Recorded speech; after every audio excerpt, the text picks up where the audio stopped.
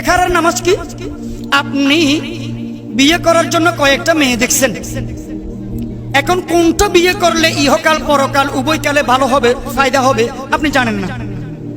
অথবা কিছু টাকা আছে, 10-20 লক্ষ টাকা আছে, এগুলো দিয়ে কি আপনি বিদেশ চলে যাবেন নাকি ব্যবসা করবেন আপনি বুঝতেছেন না। অদৃশ্য গায়েব তো জানেন না। 3-4টা চাকরি আসছে, কোনটা ছেড়ে কোনটা করবেন আপনি টেনশনে পড়ে গেছেন।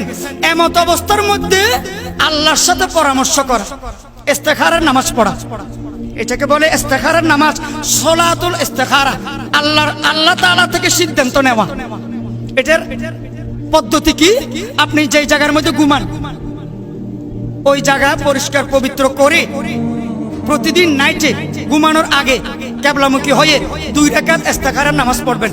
আমি কিবলামুখী হয়ে 2 রাকাত সলাতুল ইস্তেখারা বা ইস্তেখারার নামাজ আদায় করতেছি, যে কোনো সূরা দিয়ে সালাম ফিরানোর পরে আপনি একটা দোয়া আছে, দোয়াটা মুখস্থ পারলে পড়বেন, না পারলে দেখে দেখে দোয়ার বই থেকে পড়বেন। আল্লাহুম্মা ইন্নী আস্তাগফিরুকা বিইলমিকা ওয়া আস্তাগফিরুকা বিকুদরাতিকা ওয়া আসআলুকা মিন ফাদলিকাল আযীম ফা ইন্নাকা তাকদিরু ওয়া লা আকদিরু ওয়া তা'লামু ওয়া লা আ'লামু ওয়া আনতা আল্লামুল গুয়ুব ইলা আখির। এই দোয়াটা পাঠ করবেন। বাংলার মধ্যেও আপনি আপনার দরখাস্তগুলো আল্লাহ দরবারে বলবেন। 7 দিন পর্যন্ত এই আমলটা করবেন।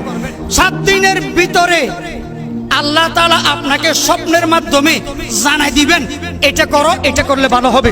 সুবহানাল্লাহ বলেন। জানাই দিবে আল্লাহ তাআলা স্বপ্নের মাধ্যমে। আর স্বপ্নের মাধ্যমে যদি জানতে না পারেন, 7 দিনের ভিতরে আপনার মন কোনো না কোনো দিকে ঝুঁকবে, কোনো না কোনো একদিকে ঝুঁকবে, এটাই সিদ্ধান্ত।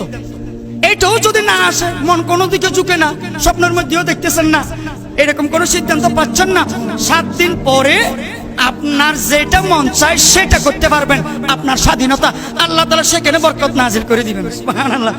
এই 7 দিনের ভিতরে আবার যে কোনো নামাজের পরেও আপনি এই দোয়া জারি রাখতে পারবেন, কোনো অসুবিধা নাই। তাহলে এটাকে বলে সলাতুল ইস্তেখারা।